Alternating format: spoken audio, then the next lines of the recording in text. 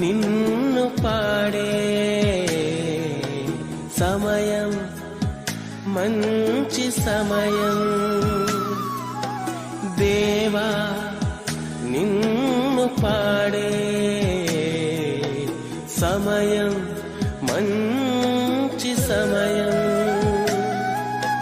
కష్టమైన శోధనైనా నిన్ను పాడెదను నిన్ను స్తుతించెదను కష్టమైన శోధనైనా నిన్ను పాడెదను నిన్ను స్తుతించెదను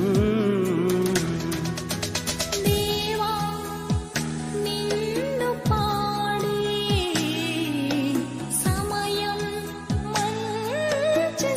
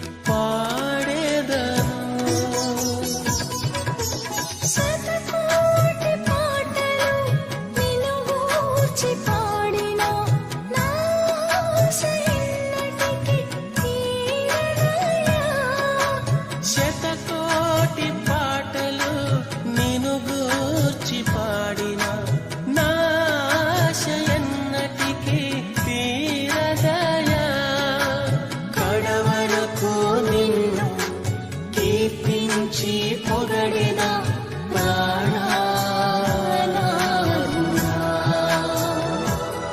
నా జీవానాథుడా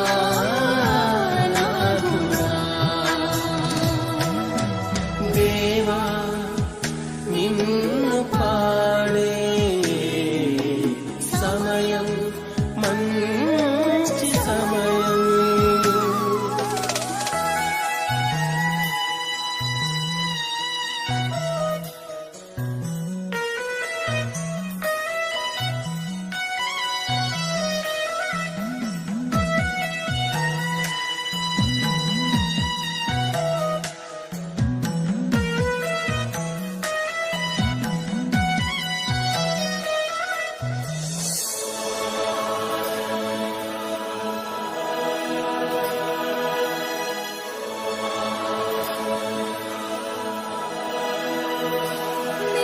దేహమంతా కృషించినా వాడి నశించిపోయినా రక్తధారలై ప్రవహించిన మరణమాసన్నమైనను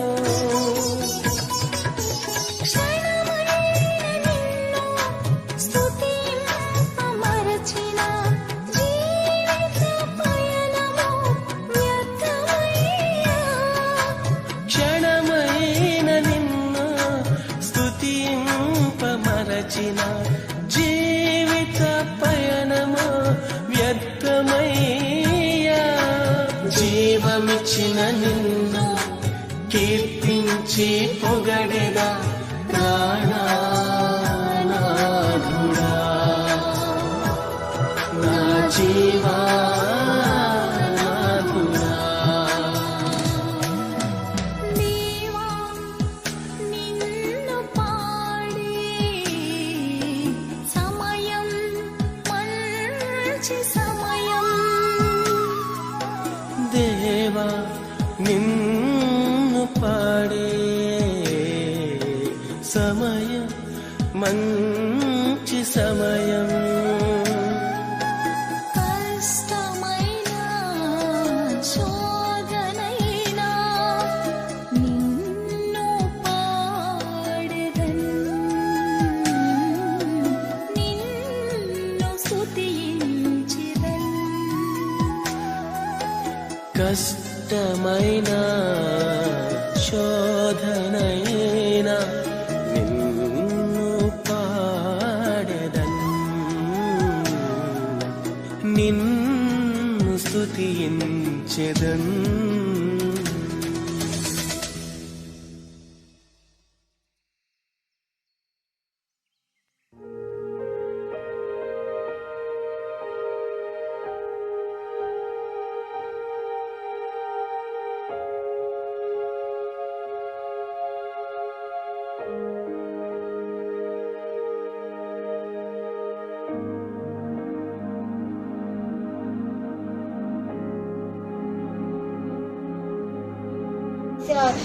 Trust in the Lord with all your heart and do not lean to your own understanding. Proverbs 3:5. Praise the Lord. Proverbs 3rd chapter 5th verse. Trust in the Lord with all your heart. Let not know your own understand. Thank you. The Lord Joshua 1:9. Have I not commanded you? Be strong and courageous. Do not be afraid. Do not be discouraged. For the Lord your God is with you whenever you go. Thank you. Praise the Lord Joshua 1:9. Have I not commanded you? Be strong, be courageous. Do not be afraid, do not be discouraged. For the Lord your God is with you wherever you go. Thank you. Lord, today I am going to say Joshua 1st chapter 9th verse. I have not commanded you, be strong and of good courage. Do not be afraid, not be dismayed, for the Lord your God is with you wherever you go. Amen. Praise the Lord. Joshua chapter 1 verse 9. Be strong and courageous. Do not be afraid or discouraged. For the Lord your God is with you wherever you go.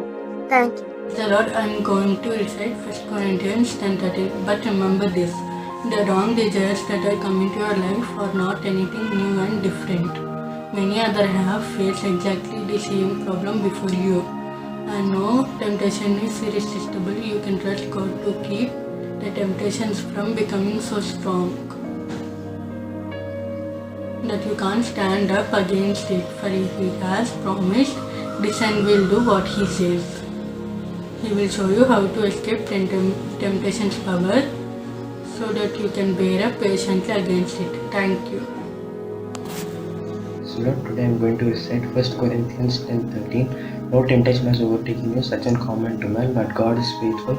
He will not let you be tempted more than what you are able to, but with the temptation He will make a way of escape, and you may be able to bear it. Thank you. Praise the Lord. 1 Corinthians 10:13. No temptation has seized you except what is common to man. And God is faithful, and He will not let you to be tempted unless you can bear it. But when you are tempted, and God, He will provide a way so that you can stand up under it. Thank you. Hello everyone. Today I want to say memory verse from 1 Corinthians 10:13. No temptations has overtaken you except such as is common to man. But our God is faithful, who will not allow you to be tempted beyond what you are able, but with the temptations will also make a way of escape that you may be able to bear it. Thank you. Praise the Lord. I am saying 1 Corinthians 10:13. The temptations in your life are no different from what others experience, and God is faithful. He will not allow the temptations to be more than you can stand. When you are tempted, He will show a way so that you can endure. Thank you.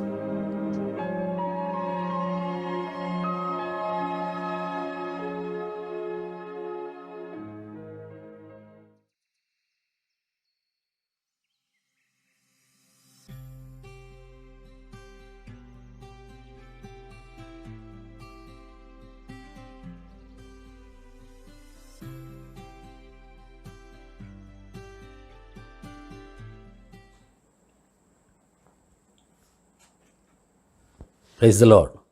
అందరికీ వందనాలు. మరలా ఈ సమయంలో దేవుని సన్నిధిలో ఆయన వాక్యం ద్వారా మిమ్మల్ని ఇలా కలుసుకునే అవకాశం ప్రభువు నాకు అనుగ్రహించినందుకు ప్రభువును నేను స్తుతిస్తూ ఉన్నాను. అలాగే ఈనాటి వాక్యానికి మీ అందరినీ కూడా ఆహ్వానిస్తూ ఉన్నాను. రండి, ఈనాటి మన ధ్యానం కొరకు ఏర్పరచబడినటువంటి ఒక వాక్యాన్ని చదువుదాం. కొరింథీయులకు రాసిన 2వ పత్రిక 9వ అధ్యాయము 15వ వచనం. చాలా చిన్న వచనం. కొరింథీయులకు రాసిన 2వ పత్రిక 9వ అధ్యాయము 15వ వచనం. చెప్పశక్యము కాని ఆయన వరమును గూర్చి దేవునికి స్తోత్రము. మళ్ళీ చదువుతున్నాను. చెప్పశక్యము కాని ఆయన వరమును గూర్చి దేవునికి స్తోత్రము. ప్రార్థన చేద్దాం రండి. ప్రేమ కలిగిన మా తండ్రి, పరిశుద్ధుడైన మా ప్రభువా, నీకు వందనాలు స్తుతులు చెల్లించుకొనుచున్నాం.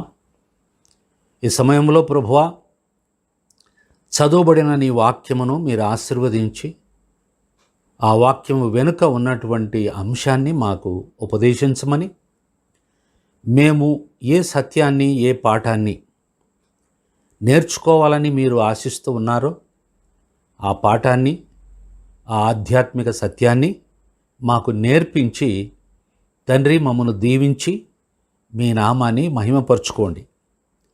అలాగే ఈ సమయంలో మీ వాక్యాన్ని వింటూ ఉన్న మా ప్రియ శ్రోతలందరి కొరకు, ప్రేక్షకులైన నీ బిడ్డలైన ప్రతి ఒక్కరి కొరకు నీకు స్తోత్రములు. వారిని ఆశీర్వదించి దీవించి ఆధ్యాత్మికంగా వర్ధిల్ల చేయండి. మా ప్రార్థన ఆలకించినందుకు వందనాలు. యేసుక్రీస్తు నామములో ప్రార్థిస్తున్నాము తండ్రి. Amen, amen. ప్రియమైన దేవుని బిడ్డలారా, నేను చదివిన ఈ వాక్యం కాంటెక్స్ట్ ఏమిటంటే, సందర్భం ఏమిటంటే, అపోస్తలుడైన పౌలు కొరింథీ సంఘానికి లేఖ రాసినప్పుడు ఇవ్వడాన్ని గూర్చి ప్రస్తావిస్తూ ఆయన 8-9 అధ్యాయాలలో ఆ విషయాన్ని వారికి కూలంకుషంగా చెప్పిన తర్వాత చివరిగా ఆ అధ్యాయపు ముగింపులో 15వ వచనంలో ఒక మాటను అక్కడ చేర్చడం జరిగింది. ఆ మాట ఏమిటంటే, చెప్పశక్యము కాని ఆయన వరమును గూర్చి దేవునికి స్తోత్రము. Thanks for his indescribable gift అని అంటాడు. Thanks to be God for his indescribable gift అని అంటాడు. అంటే మనము వివరించలేనటువంటి వరమును గుర్చి దేవునికి స్తోత్రం అని అంటాడు. దేవుడు మానవాళికి ఇచ్చినటువంటి ఏ మానవుడు కూడా వివరించలేనంత గొప్పగా, వివరించలేనంత రీతిలో ఉన్నటువంటి వరం ఏమిటి? దాని గురించి మనం తర్వాత ఆలోచన చేద్దాం. ఈ అధ్యాయములో పౌలు భక్తుడు ప్రస్తావించిన కొన్ని విషయాలను మనం నేర్చుకుందాం. నిజానికి ఈనాటి అంశం మనలో, అలాగే క్రైస్తవులలో చాలామందికి అంత పెద్దగా నచ్చని ఒక అంశం ఏమిటంటే ఇవ్వడం అనే అంశం, గివింగ్. క్రైస్తవ ప్రపంచంలో ఇవ్వడాన్ని గురించి కొత్తగా ఎవరికి చెప్పాల్సిన అవసరం లేదు. కానీ చాలామంది ఈ ఇవ్వడంలో వెనకబడి ఉన్నారు అనే విషయం కూడా అంతే వాస్తవం. కాబట్టి దేవుని వాక్యం ఇవ్వడాన్ని గురించి ఏం చెబుతుంది? ఎవరిస్తారు, ఎవరు ఇవ్వాలి, ఎందుకు ఇవ్వాలి, ఎలా ఇవ్వాలి, ఎంత ఇవ్వాలి, ఈ మొదలైన ప్రశ్నలకు సమాధానాలు మనకు బైబిల్లో ఉన్నాయి. ఫిలిప్పీలకు రాసిన పత్రికలో ఇదే పౌలు భక్తుడు ఫిలిప్పీ సంఘానికి లేఖ రాసినప్పుడు అందులో 4వ అధ్యాయము 10వ వచనంలో ఒక మాట రాశాడు. ఏమిటంటే, నన్ను గూర్చి మీరిన్నాళ్లకు మరలా యోచన చేయసాగితిరని ప్రభువునందు మిక్కిలి సంతోషించి తిని అని అంటాడు.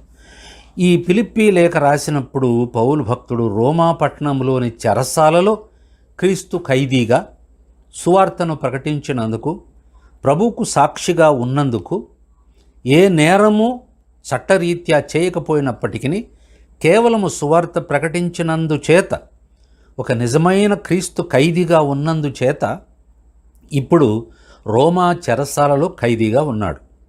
ఆ సమయంలో లేఖ రాసినప్పుడు ఫిలిప్పీ సంఘానికి ఈ మాట ఆయన చెబుతూ ఉన్నాడు. మీరు నన్ను గూర్చి మీరిన్నాళ్లకు మరలా యోచన చేసితిరని ప్రభువునందు మిక్కిలి సంతోషించింది. నిజానికి ఫిలిప్పీ సంఘం ప్రభువును ప్రేమించిన సంఘం, పౌలు ద్వారా స్థాపించబడిన సంఘం మాసిదోనియా ప్రాంతంలో, అంటే యూరప్ ఖండంలో. అలాగే ఆ సంఘం పౌలును ప్రేమించడం జరిగింది. అలాగే దేవుణ్ణి కూడా వాళ్ళు చాలా ప్రేమించారు. అంచేత పౌలుకు వారు ఆర్థికంగా సహాయం చేశారు. ఫిలిప్పీ సంఘ స్థాపనలో పౌలు అతనితో ఉన్నటువంటి ఆయన జత పని వారు ఎంత కష్టపడ్డారో వారికి తెలుసు. ఎన్ని శ్రమలు అనుభవించి ఆ సంఘాన్ని స్థాపించారో వారికి తెలుసు. ఆ కారణం చేత ఫిలిప్పీ పట్టణంలోని సంఘాన్ని పౌలు భక్తుడు అతనితో ఉన్నవారు స్థాపించి అక్కడి నుంచి వేరే స్థలాలకు వెళ్ళిపోయినప్పటికీ పౌలు భక్తుడికి ఫిలిప్పీ సంఘం వారు ఆర్థిక రూపంలో ఆయనకు, డబ్బు రూపంలో ఆయనకు సహాయం చేశారు, పరిచర్యకు సహాయం చేశారు. మనం అపోస్తల కార్యములు 17వ అధ్యాయం 1వ వచనం చదివితే 16వ అధ్యాయం, అపోస్తల కార్యములు 16వ అధ్యాయంలో ఫిలిప్పీ సంఘ స్థాపన ఎలా జరిగిందో ఆ వివరణ ఉంది. ఆ ఫిలిప్పీ సంఘ స్థాపన చేసి కొన్నాళ్ళు అక్కడ ఉండిన తర్వాత అక్కడి నుంచి పౌలు అతనితో ఉన్నవారు తెస్సలోనికకు వెళ్ళడం జరిగింది. 17వ అధ్యాయం 1వ వచనంలో ఆ మాట రాయబడి ఉంది. తెస్సలోనికకు వెళ్ళిన తర్వాత కూడా అక్కడ పరిచర్య చేస్తున్నటువంటి పౌలుకు ఈ ఫిలిప్పి సంఘం వారు కొంత ద్రవ్యము కానుక రూపంలో పంపించడం జరిగింది. ఇది జరిగిన దాదాపు 15 ఏళ్ల తర్వాత ఇప్పుడు పౌలు భక్తుడు రోమా పట్టణంలోని చెరసాలలో ఉన్నప్పుడు ఇప్పుడు ఈ మాట ఆ సంఘానికి రాసిన లేఖలో ప్రస్తావించాడు. అందుకనే ఆ మాట వాడాడు 10వ వచనంలో, నన్ను గూర్చి మీరు ఇన్నాళ్లకు మరలా యోచన చేసితిరని ప్రభువు నందు మిక్కిలి సంతోషించి తిని. అంటే ఫిలిప్పీ సంఘం వారు దేవుణ్ణి ప్రేమించడమే కాకుండా దేవుని సేవకుడైన పౌలును కూడా ప్రేమించారు. అలాగే ఆయన అవసరతలను తీర్చడానికి చాలాసార్లు ప్రయత్నం చేసి ఆ రకంగా సహాయం కూడా చేశారు. అందుకని 14వ వచనం నుండి ఆయన ఈ విషయాన్నే వారికి చెప్తాడు. ఫిలిప్పీ పత్రిక 4వ అధ్యాయము 14వ వచనం నుండి, ఆయనను నా శ్రమలో మీరు పాలు పుచ్చుకొనినది మంచి పని. ఫిలిప్పీయులారా, సువార్తను నేను బోధింపని ఆరంభించి మాసిదోనియాలో నుండి వచ్చినప్పుడు ఇచ్చు విషయములో పుచ్చుకొను విషయములోను మీరు తప్ప మరి ఏ సంఘము వారును నాతో పాలివారు కాలేదని మీకే తెలియను. ఇది జరిగింది. తర్వాత ఏలయనగా తెస్సలోనికలో కూడా మీరు మాటికి నా అవసరము తీర్చుటకు సహాయము చేసితిరి.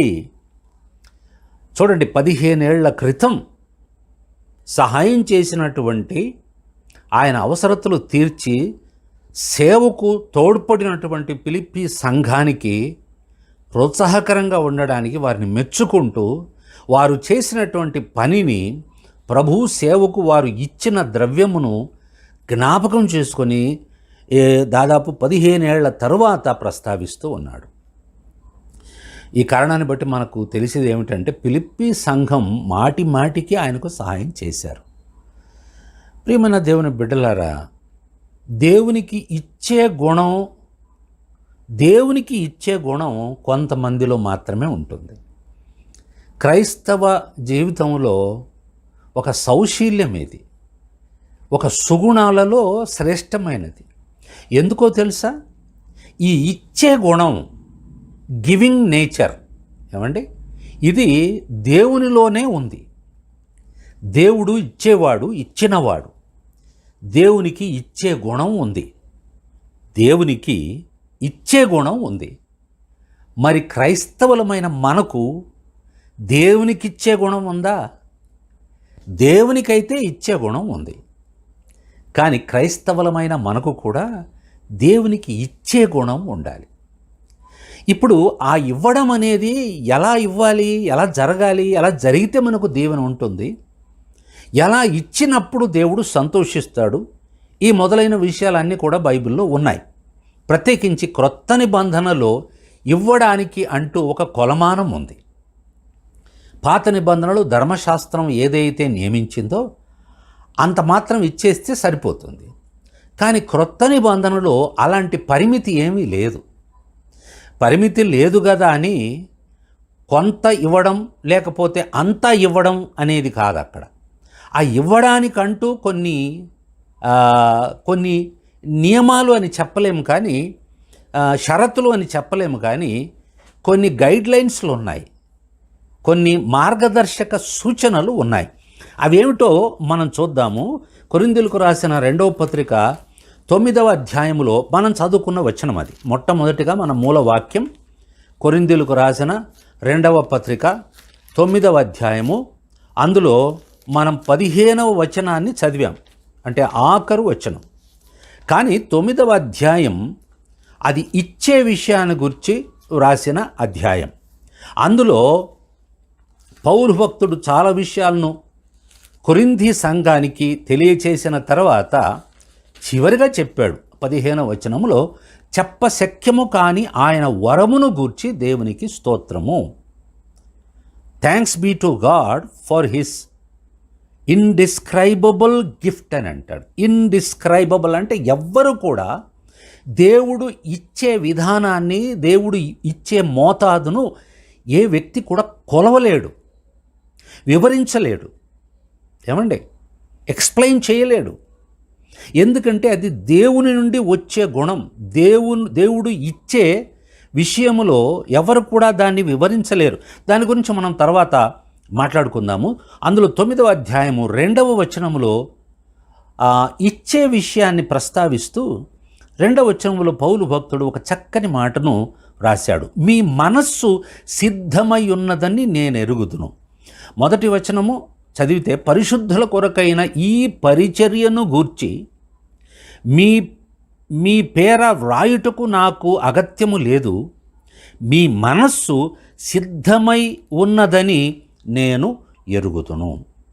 మనస్సు సిద్ధంగా ఉండాలి. ఏమండి? మనస్సు మనం సిద్ధంగా ఉండాలి. ఇవ్వడానికి ముందు ఒక సిద్ధపాటు అనేది కావాలి. The willingness to give, be ready to give, అది చాలా అవసరమైనది. ఎవరో ఒత్తిడికి లోబడి, లేకపోతే ఎవరన్నా ఏమన్నా అనుకుంటారని, ఇతరులు గుర్తించాలని, ఇవ్వకపోతే అందరికీ తెలుస్తుందని, ఇలా నానా రకాలైన కారణాలు ఉన్నాయి. అవి లోకములో కనిపించే లక్షణాలు.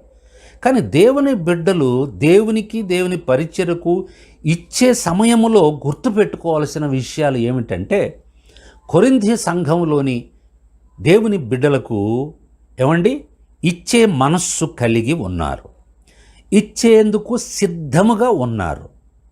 They were ready to give to the ministry. సేవకు ఇవ్వడానికి, పరిచర్యకు ఇవ్వడానికి వారు సిద్ధంగా ఉన్నారు. అలాగే వారు మనస్సు కలిగి ఉన్నారు. They were having willingness to give. అదే వచనాన్ని మనము 2వ వచనంలో మనం చదువుకున్నాం.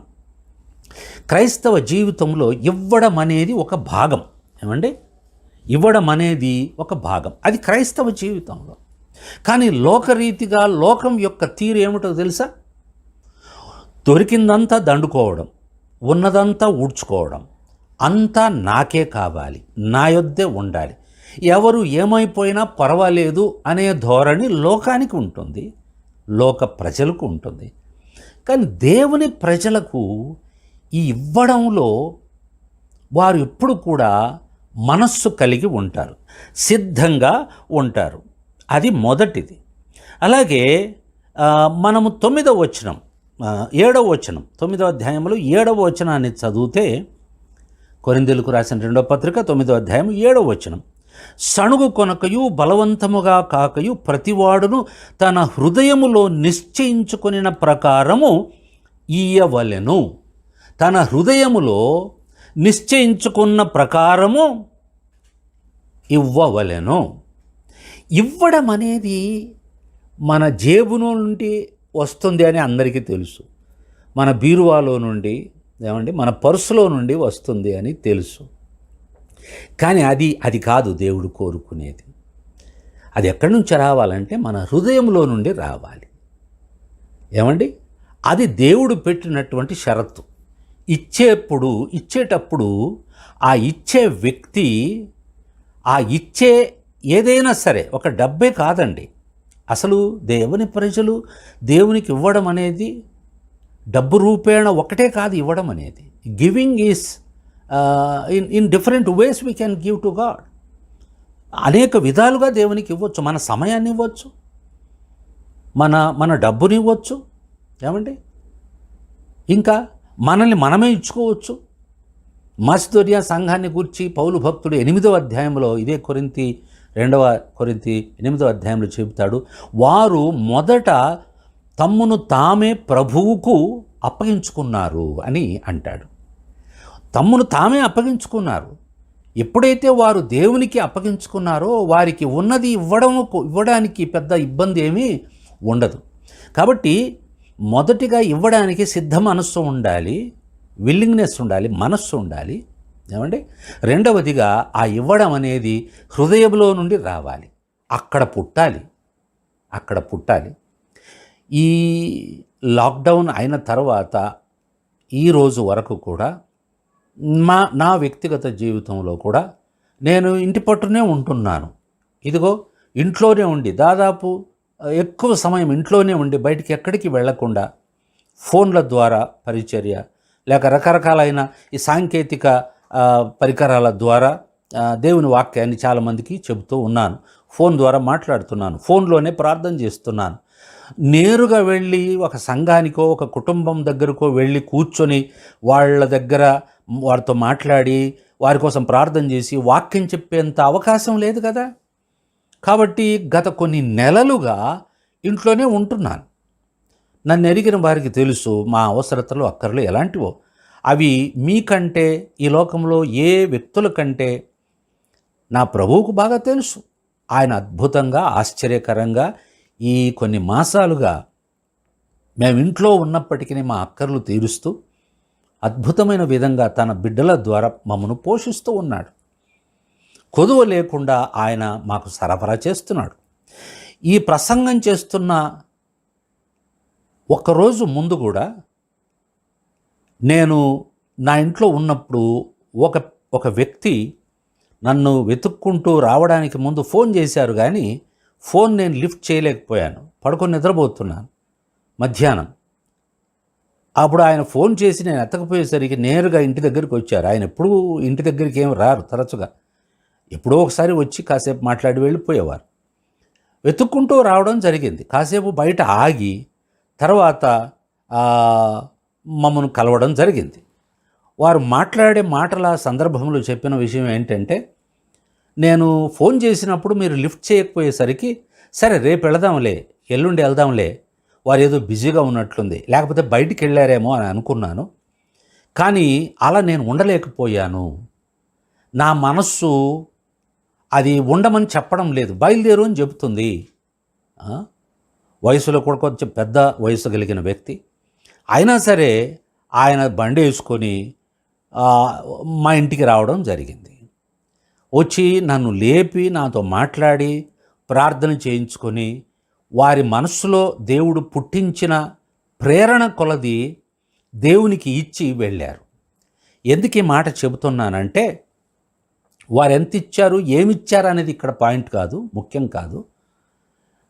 మేము వారికి ఏ విధంగా కూడా మా అవసరతను గురించి చెప్పలేదు. కానీ వారే వెతుక్కుంటూ రావడం అంటే, రేపు వెళదాంలే అనుకున్నప్పుడు కూడా మరి ఏదో ఒక శక్తి, లేకపోతే ఆయన హృదయాన్ని ప్రేరేపించే దేవుని ఆత్మ ప్రేరేపించి నడిపించడం జరిగింది. ఎందుకు ఈ మాట చెప్తున్నానంటే, సణుగు కొనక తన హృదయములో నిశ్చయించుకున్న ప్రకారము ఇవ్వాలి అన్నది దేవుడు చెప్పే మాట, దేవుని వాక్యం మనకు చెప్తున్న మాట. ఎందుకంటే ఇవ్వడం అనేది ఎక్కడి నుంచి రావాలి? మన జేబులో నుండి, మన బీరువాల నుండి, మన పర్సులో నుండి కాదు, కానీ మన హృదయంలో నుండి రావాలి. That is the point. హృదయం నుండి వచ్చినప్పుడు అది దేవునికి ఇష్టంగా ఉంటుంది. అది నిజమైన ఇచ్చే విధానం. ఎందుకు ఇక్కడ హృదయం అనే మాట పౌలు వాడాడో నాకు తెలియదు, కానీ దేవుని ఆత్మ అలా రాయించాడు. ఎందుకంటే మత్తయి రాసిన సువార్తలో యేసు ప్రభువు వారు పర్వత ప్రసంగం చేస్తున్న సమయంలో ఒక అద్భుతమైన మాటను ఆయన వాడాడు. మత్తయి సువార్త 6వ అధ్యాయంలో 21వ వచనం. 6వ అధ్యాయము 21వ వచనం నేను చదువుతున్నాను. నీ ధనం ఎక్కడ ఉండునో అక్కడనే నీ హృదయము ఉండును. యేసు ప్రభువు మన ధనానికి, మన హృదయానికి జత చేసి మాట్లాడుతున్నాడు, రెండింటిని కలిపి మాట్లాడుతున్నాడు. నీ ధనం ఎక్కడ ఉండునో నీ హృదయము అక్కడే ఉండును. ఇంకో మాట చెప్పాలంటే, నీ హృదయం ఎక్కడ ఉండునో అక్కడే నీ ధనం కూడా ఉంటుంది. అంతే కదా, వైస్ వర్సా. కాబట్టి ప్రతి వ్యక్తి కూడా దేవునికి ఇచ్చేటప్పుడు తన హృదయంలో నిశ్చయించుకున్న ప్రకారము ఇవ్వాలి అనేది 2వ మార్గదర్శకం. మూడవదిగా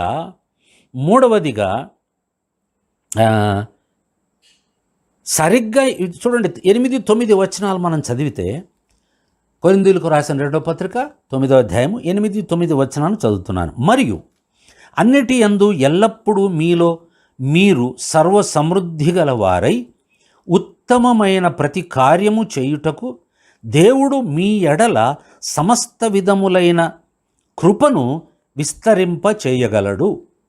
ఇందు విషయమై అతడు వెదజల్లి దరిద్రులకిచ్చెను, అతని నీతి నిరంతరము నిలుచును అని వ్రాయబడి ఉన్నది అని అంటాడు. ఏమంటున్నాడు ఇక్కడ? దేవునికి సరైన విధముగా ఇచ్చినప్పుడు మాత్రమే మనము దేవుని దీవెన పొందుతాం. అందుకని 8వ వచనపు 2వ భాగములో దేవుడు మీ ఎడల సమస్త విధములైన కృపను విస్తరింప చేయగలడు అని అంటాడు. దేవుడు God is able to make all grace abound toward you. God is able to make all grace abound toward you. మీ ఎడల తన కృపను అన్ని విధములుగా విస్తరింప చేయగలడు. ఎప్పుడంటే మనం ఇచ్చేది సరి అయిన విధముగా ఉన్నప్పుడు దేవుడు తన కృపను విస్తరింప చేయగలడు అనేది పౌలు భక్తుడు చెబుతున్న విషయం. ఇక ఈ 3 విషయాలు కూడా గుర్తుపెట్టుకోవాలి. ఇవ్వడానికి సిద్ధ మనస్సు ఉండాలి, ఇవ్వడానికి మనసు కలిగి ఉండాలి. రెండవదిగా హృదయములో నుండి వచ్చే ప్రేరణ కొలది ఇవ్వాలి, ఏ ఒత్తిడి కానీ ఏ ప్రోద్బలం కానీ లేకుండా ఇవ్వాలి. మూడవదిగా ఏమన్నారు? సరైన విధముగా ఇచ్చినప్పుడు దేవుని కృప అలా ఇచ్చిన వారి ఎడల విస్తరింప చేయగలగడానికి దేవుడు నమ్మకమైనవాడు. ఫిలిప్పీలకు రాసిన పత్రిక అందులో 4వ అధ్యాయం మనం చదివాం కదా. పౌలు భక్తుడు ఫిలిప్పీ సంఘాన్ని చాలా మెచ్చుకుంటూ వారి భక్తిని, దేవుని ఎడల వారికి ఉన్నటువంటి ప్రేమను, అంకిత భావాన్ని మాత్రమే కాకుండా దేవుని పరిచర్యకు వారు తోడ్పడే వారి యొక్క సిద్ధ మనస్సును బట్టి వారిని మెచ్చుకుంటూ ఎంకరేజ్ చేస్తూ వ్రాసినటువంటి మాటలు మనం 10వ వచనం నుండి చదివాము. మనం 16వ వచనం కూడా చదివాము. ఇప్పుడు 18వ వచనాన్ని నేను చదువుతున్నాను. నాకు సమస్తము సమృద్ధిగా కలిగి ఉన్నది, మీరు పంపిన వస్తువులు ఎపఫ్రోదీతు వలన పుచ్చుకొని ఏమీ తక్కువ లేక ఉన్నాను అని చెప్పి, మళ్ళీ చెరసాల్లో ఉన్నప్పుడు రోమా పట్టణంలో ఎపఫ్రోదీతు అనే సహోదరుని ద్వారా ఫిలిప్పీ సంఘస్థులు కొంత ద్రవ్యము చెరసాలలో ఉన్న దేవుని భక్తుడైన పౌలుకు పంపించారు ఈ సంఘం వారు.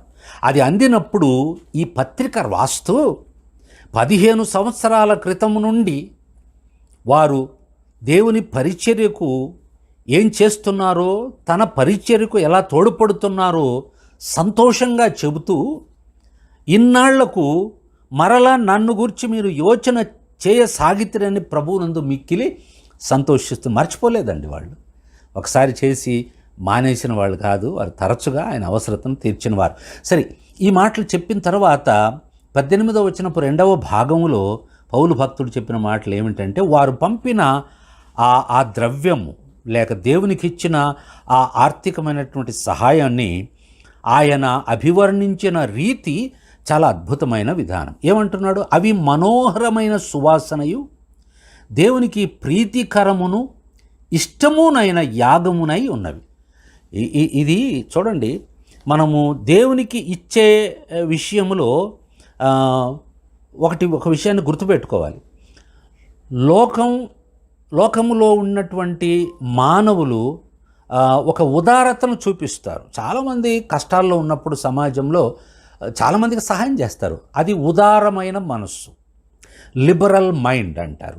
అలాంటి వారు చాలామంది ఉన్నారు. వాళ్ళు దేవుని బిడ్డలు కాకపోవచ్చు, క్రైస్తవులు కాకపోవచ్చు.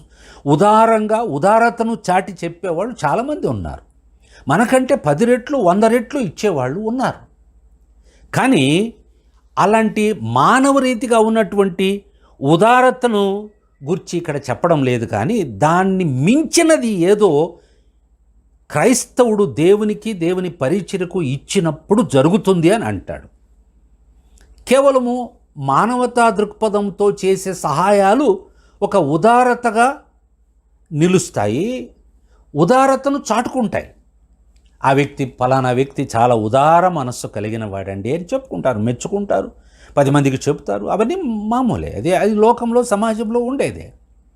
అది లోకం వరకు ప్రజలు మెచ్చుకుంటారు. కానీ దేవునికి మనం ఇచ్చేది ఉంది చూడండి, దేవుని పరిచర్యకు మనం ఏదైనా చేస్తాం చూడండి, దాని గురించి పౌలు చెబుతున్నది ఏమిటి? ఆ పోలిక చూడండి. బలిలో కనిపించే లక్షణాలు అక్కడ ఆయన చెబుతున్నాడు. ఏమంటాడు? అవి మనోహరమైన సువాసన. మనోహరమైన సువాసన అంటాడు. చాలా అద్భుతమైన మాటను వాడాడు. ఇవన్నీ కూడా సువాసన అన్నప్పుడు బలిపీఠం మీద బలి అర్పించినప్పుడు ఆ బలి తాలూకు, యజ్ఞము యొక్క తాలూకు ఆ బలి పశువు యొక్క దహన బలి ద్వారా ఆ పైకి వెళ్ళే ఆ పొగ అది సువాసనగా దేవునికి సమర్పితం అవుతుంది. అక్కడ చాలా అర్థం ఉంది, చాలా మర్మం ఉంది. ఏంటంటే బలి అంటే అది పాపానికి ప్రాయశ్చిత్తం జరిగినప్పుడు, పాపము క్షమించబడినప్పుడు కలిగేటటువంటి ఒక మార్పు, ఒక అనుభవం. దాన్ని సువాసనకు పోలుస్తున్నాడు. పాపము దుర్వాసనకు పోలికైతే పాపము నుండి బయటపడ్డ వ్యక్తి, క్షమించబడిన వ్యక్తి, మారు మనసు పొందిన వ్యక్తి, దేవుని వలన పవిత్రపరచబడిన వ్యక్తి, అది దేవుని దృష్టిలో సువాసనగా ఉంటుంది. అంతేకాదు ఆ వ్యక్తి కూడా తన చుట్టూ ఉండేవారికి ఒక సువాసనగా ఉంటాడు. అంటే మంచిని పంచేవాడిగా ఉంటాడు, మార్పు చెందినవాడిగా ఉంటాడు. కాబట్టి ఈ ఇచ్చే విషయంలో కూడా ఇంతకు ముందు మనం ఆలోచన చేసినప్పుడు ఆ 3 విధాలుగా మనము దేవునికి ఏదైనా చేసినప్పుడు, ఇచ్చినప్పుడు అవి ఎలా పరిణమిస్తాయి, ఎలా మార్పు చెందుతాయంటే అవి దేవునికి మనోహరమైన సువాసనయు, అలాగే ప్రీతికరమైన యాగము, ఇష్టమైన యాగముగా ఉంటాయి అని అంటాడు. కాబట్టి మనం ఇచ్చేది ఏదుందో అది అది అది మానవతా దృష్టితో చేసే ఉదారతను మించిన ఒక విషయమని గుర్తుపెట్టుకోవాలి. ఏమండి, క్రైస్తవ జీవితంలో కనిపించే ఒక శ్రేష్టమైన గుణం ఏమిటంటే ఇవ్వడం అనేది. నేను మొదట్లోనే చెప్పినట్టు ఇచ్చే గుణం మొట్టమొదటిగా దేవునిలోనే కనిపిస్తుంది. దేవుని యొద్ద నుండే దాన్ని మనం నేర్చుకున్నాం. దేవునిలోనే ఆ ఇచ్చే గుణం స్పష్టంగా తేటగా కనబడుతుంది. ఎందుకో తెలుసా? ఇప్పుడు కొరింథీయులకు రాసిన 2వ పత్రిక మొదటిగా మనం చదివిన ఆ వాక్యం ఏమనుంది? చెప్ప శక్యము కాని ఆయన వరమును గూర్చి దేవునికి స్తోత్రము అని అంటాడు. 2వ కొరింథీ 9వ అధ్యాయము 15వ వచనం. చెప్ప శక్యము కాని ఆయన వరమును గూర్చి దేవునికి స్తోత్రము. ఏమండి, thanks be to God for his indescribable gift అని అంటాడు. ఏమిటది? దేవుడు మానవాళికి ఇచ్చినటువంటి చెప్పశక్యము కాని వరము, ఎవరు వివరించలేని వరము, ఎవ్వరు కూడా పూర్తిగా అర్థం చేసుకోలేని ఒక గిఫ్ట్, ఒక వరము ఏముంది? మనకందరికీ తెలుసు. ఆ చెప్పశక్యము కాని వరము మరేదో కాదు, మరెవరో కాదు, సాక్షాత్తు యేసు ప్రభువే ఆ వరం. మనకు తెలుసు, యోహాను సువార్త 3:16లో దేవుడు లోకమును ఎంతో ప్రేమించెను కాగా తన అద్వితీయ కుమారుడిగా పుట్టిన వాని యందు విశ్వాసముంచువాడు నశింపక నిత్య జీవము పొందునట్లు ఆయనను అనుగ్రహించెను. God gave his son. Kannada భాషలో ದೇವರು ಲೋಕವನ್ನು ಪ್ರೀತಿಸಿ ತನ್ನ మగనన్ను కొట్టను అనింది. ఇచ్చెను. దేవుడు లోకమును ప్రేమించి తన కుమారుణ్ణి ఇచ్చెను. He gave. అది దేవుడు మానవ జాతికి ఇచ్చినటువంటి చెప్పశక్యము కాని వరం, ఇండిస్క్రైబబుల్ గిఫ్ట్ ఆఫ్ గాడ్. ఎవరు అంటే సాక్షాత్తు యేసుక్రీస్తే. ఇంకో విధంగా చెప్పాలంటే చెప్పశక్యము కాని వరం ఏమిటంటే మీరు నేను పొందినటువంటి ఆత్మరక్షణ. Salvation is indescribable gift of God to mankind. మానవ జాతికి దేవుడు అనుగ్రహించిన ఒక అత్యద్భుతమైన మన మానవ మేధస్సుతో జ్ఞానముతో వివరించడానికి శక్యము కానటువంటి ఒక గిఫ్ట్ ఏమిటంటే ప్రభువు తన కుమారుడైన యేసుక్రీస్తును మన కొరకు ఇవ్వడం, ఆయన శిలువలో చనిపోవడం, మన పాపాలకు ప్రాయశ్చిత్తం జరగడం, ఆయన బలి మరణము ద్వారా ఆయన పునరుత్థానము ద్వారా మనకు పాప క్షమాపణ కలిగి ఆత్మరక్షణ ఉచితముగా ఒక వరముగా దేవుని యొద్ద నుండి ఇవ్వబడడం. ఇదండి ఇండిస్క్రైబబుల్ గిఫ్ట్ అంటే వివరించలేనటువంటి చెప్పశక్యము కాని వరమును బట్టి దేవునికి స్తోత్రం అని పౌలు భక్తుడు చెప్పాడు. అది ఎప్పుడు చెప్పాడు? మనము ద్రవ్య రూపంలో దాతృత్వముగా దేవునికి ఏదైనా ఇచ్చినప్పుడు, ముఖ్యంగా డబ్బు రూపేణ ద్రవ్య రూపంలో దేవుని పరిచర్కు ఇవ్వడాన్ని గూర్చి చెప్పిన తర్వాత చివరిగా మాట వాడాడు, చెప్పశక్యము కాని దేవుని వరమును బట్టి దేవునికి స్తోత్రమని. దేవుడు మానవాళి అయిన మనకు అనుగ్రహించిన ఆ వరానికి పోల్చుకుంటే, అంటే ఏమిటా వరం? సాక్షాత్తు యేసుక్రీస్తే. యేసుక్రీస్తునే మన కొరకు ఆయన ఇవ్వడం జరిగింది. ఆయన ద్వారా మనకు లభించినటువంటి రక్షణ అది ఎంత విలువైనదంటే ఇక దానికి విలువ కట్టలేం. Priceless gift of God is our salvation. మన రక్షణ ఏమిటంటే ఎవ్వరూ కూడా విలువ కట్టలేనటువంటిది. ఏమిచ్చి విలువ కడతామండి? ఎంత ఇచ్చి విలువ కడతామండి? మనము దేవుడు మనకిచ్చిన కృపకు, రక్షణకు, క్రీస్తును మన కొరకు ఇచ్చినందుకు దేవునికి ఇచ్చే గుణం ఉంది కాబట్టి ఆయన ఇచ్చాడు. దీనికి మనం ఎలా రుణం తీర్చుకోగలం? ఎవరైనా పాట ద్వారా కానీ, మాట ద్వారా కానీ, ప్రసంగాల ద్వారా కానీ, చరిత్ర అంతటిలో అమ్మయ్యా దేవుడు నాకిచ్చిన రక్షణకు నేను రుణం చెల్లించేశాను అని అనడం మనం విన్నామా? అసలు అలా వినగలమా? అది జరుగుతుందా? అలా ఎవరైనా చెప్పగలరా? ఎందుకు చెప్పలేరు? ఎందుకు చెప్పలేరంటే ఆయన రక్షణ, యేసుక్రీస్తు అనే ఆయన దేవుడు పంపించిన వరము ఎవ్వరికీ కూడా వివరించలేనటువంటి ఒక శక్యము కానటువంటిది. అది ఇండిస్క్రైబబుల్ గిఫ్ట్ ఆఫ్ గాడ్. యేసుక్రీస్తు అలా చెప్పశక్యము కాని వరము. అలాగే ఆ శిలువ మరణము ద్వారా మానవాళికి దేవుడు ప్రసాదించిన రక్షణ కూడా విలువ కట్టలేనిది, వివరించలేనిది. ప్రియమైన దేవుని బిడ్డలారా, మనం ఇచ్చేటప్పుడు ఎక్కడ కూడా మనం సాతాను ద్వారా, ఆఖరికి మన ద్వారా కూడా మనం మోసపోకూడదు. నేనేదో దేవునికి కొంత చేశానులే, దేవుడిచ్చిన రక్షణకు, దేవుడిచ్చిన ఆశీర్వాదాలకు పూర్తిగా కాకపోయినా ఎంతో కొంత ఇచ్చానులే అని సరిపెట్టుకునే మనస్సు మనలో కలిగే ప్రమాదం ఉంది. అలాంటి ఆలోచన మనలో రాకుండా మనం జాగ్రత్త పడాలి. ఎందుకంటే దేవుడు తన కృపను మనం ఎప్పుడైతే సరైన విధంగా హృదయములో నుండి సిద్ధ మనస్సుతో ఇస్తామో, అది ఎంత ఇస్తామనేది ముఖ్యం కాదు. ఇక్కడ ఇవ్వడానికి ఉన్న ఆ విధానాలు ఉన్నాయి చూడండి. ఆ మార్గదర్శక సూచనలు మనము అనుసరించి వాటి ప్రకారంగా దేవునికి ఇవ్వడం జరిగినప్పుడు ఆయన కృప మన ఎడల, మన కుటుంబాల ఎడల విస్తరింప చేయగలడు.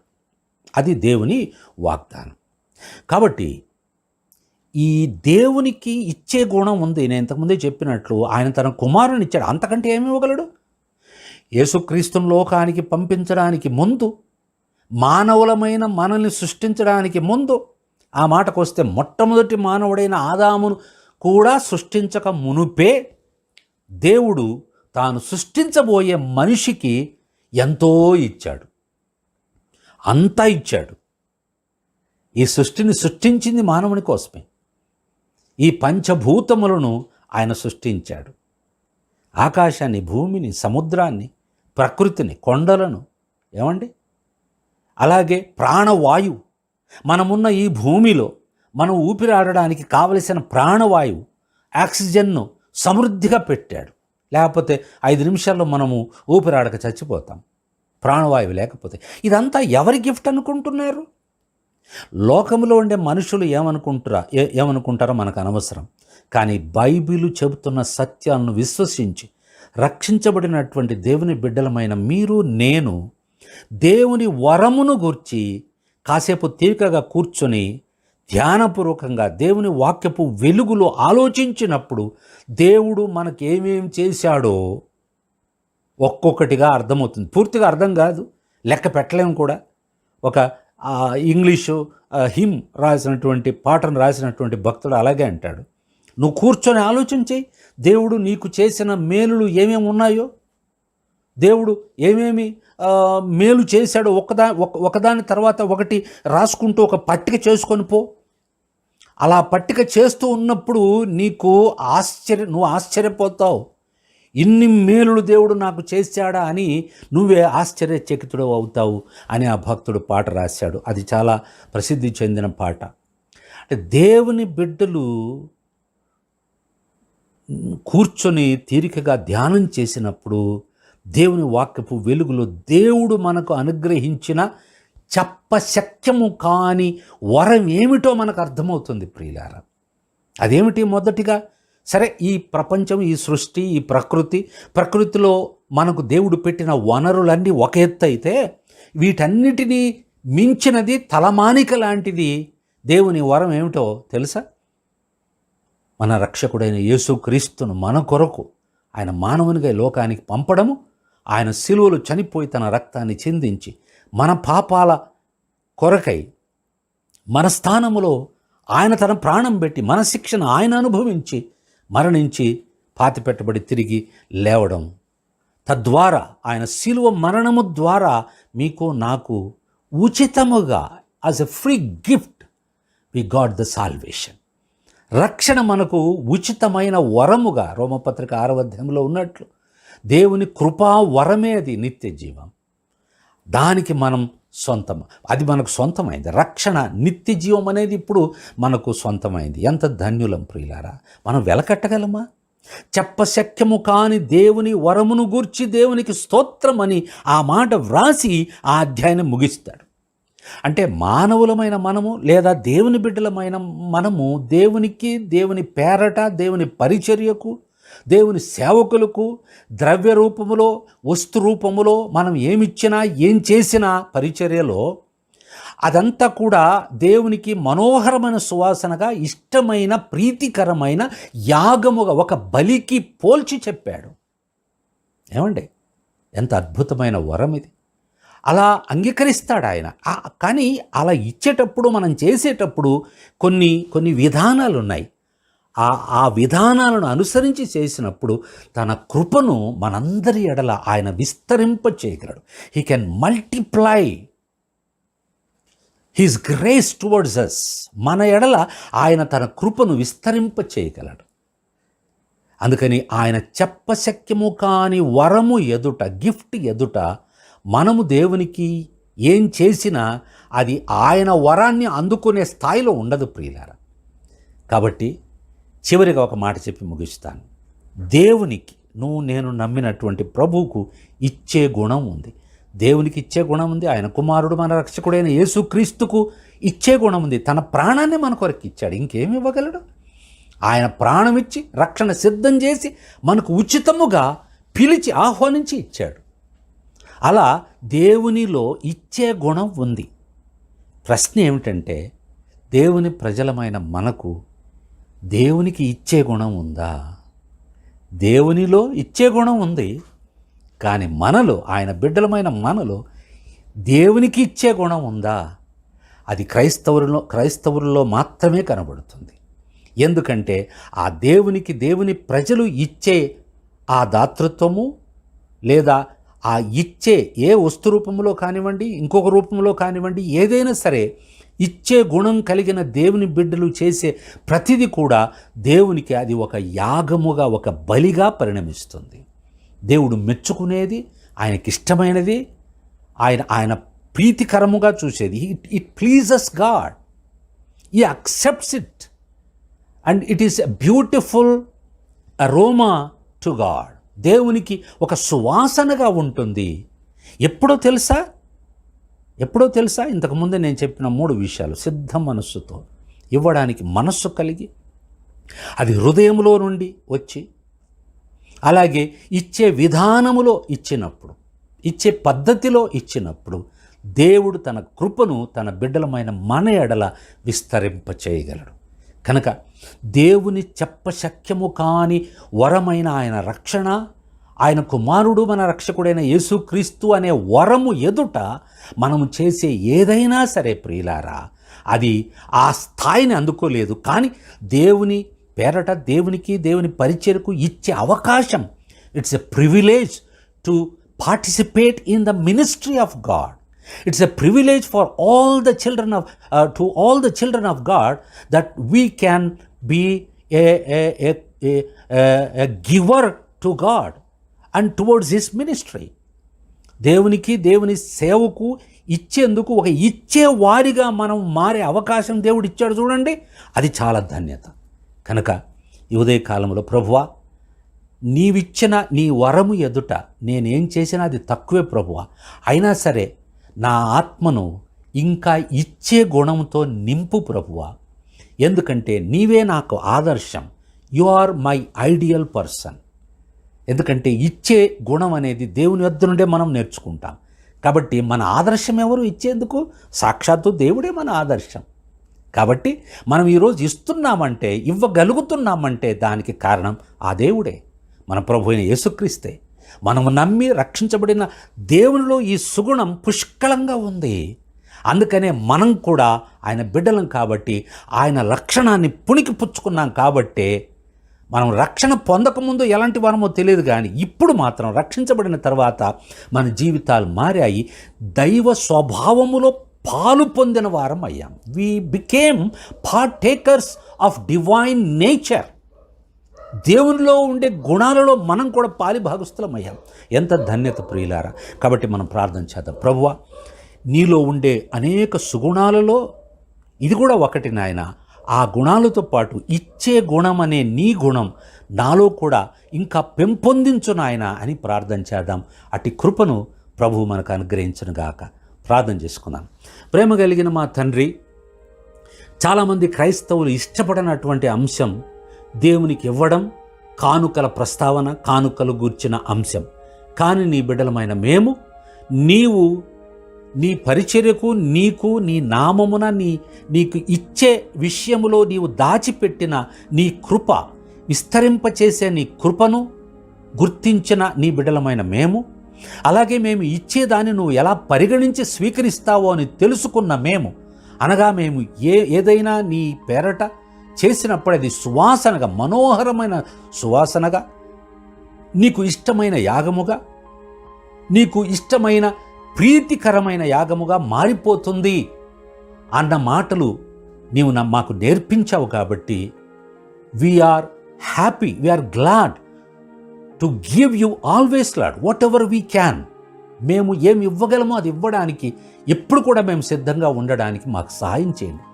అలాంటి ఆత్మను మాలో మేము డెవలప్ చేసుకోవడానికి నీ కృపను మాకు ప్రసాదించండి. ఈ సమయంలో ఈ మాటలు విన్న నీ బిడ్డలను ప్రతి ఒక్కరిని దర్శించి ప్రభువా, ఏదైనా లోపముతో వారు ఉన్నట్లయితే నీ ఆత్మ చేత వారిని ప్రేరేపించి తండ్రి, నీకు ఇచ్చేవారిగా, నీకిచ్చే గుణం నీలో ఉంది కాబట్టి నీలో ఉన్న గుణాన్ని వారు కూడా పుణికిపుచ్చుకునేందుకు సహాయం చేయమని యేసుక్రీస్తు నామములో ప్రార్థించి వేడుకొనుచున్నాము తండ్రి. Amen. Amen. Praise the lord.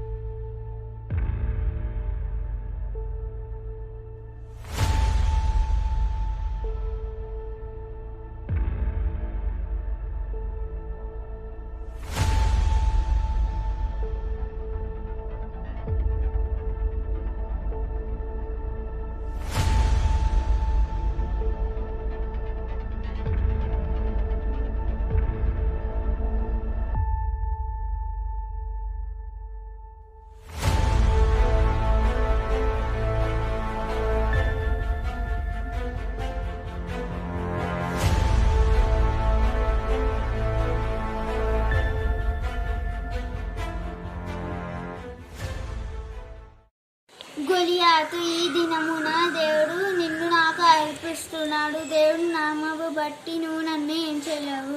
మీ అందరూ దావీదుని. I am a dog that you are coming at me with the sticks. Come here. I will take your flesh to the birds and animals. You come against me with the sword and spirit and javelin, but I come against you in the name of the Israel, who you have divided.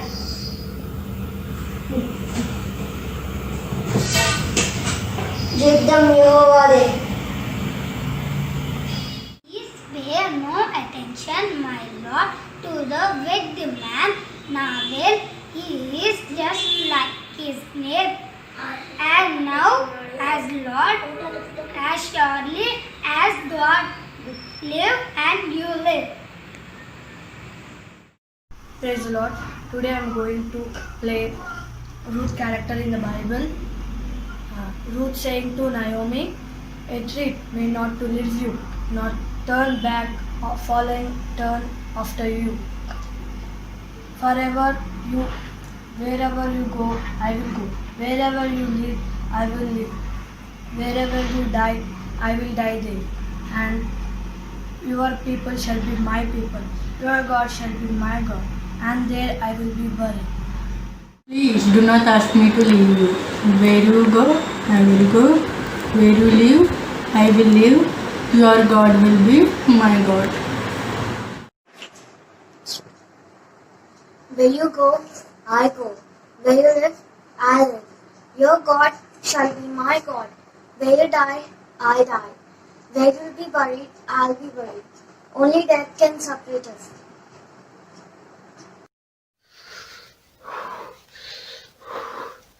This man with Jesus. Me? No. Yes, I saw him, this man with Jesus. Me? Why would I be with Jesus, huh? No. Yes, this man is with Jesus. He is a Galilean. Me? No.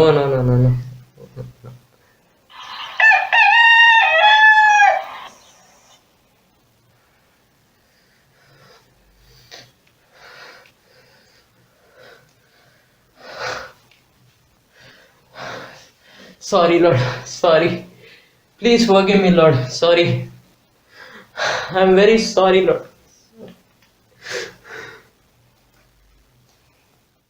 I am Pharaoh. Centuries look down on me. I am a God. I stand firm. I will not be moved. I will not sacrifice that much of what I and my son have. I will not let your people go.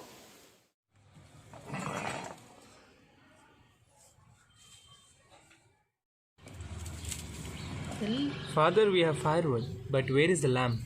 The Lord will provide a sacrifice for himself, my son. Father, why are you crying to me? Isaac, you must trust in God. Forgive me. Abraham.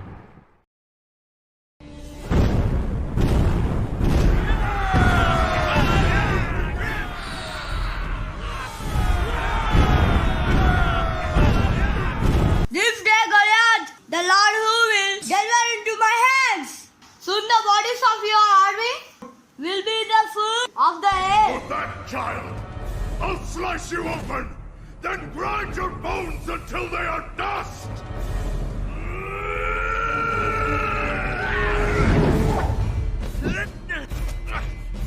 Stand still so I can kill you. No! The fight is alone! You will not strike me today! Strike me today!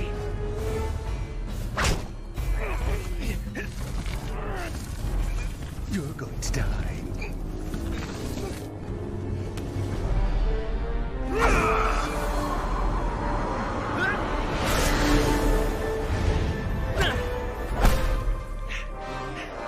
You come to me with sword and spear, but I come to you in the name of Lord Host. Your God is weak.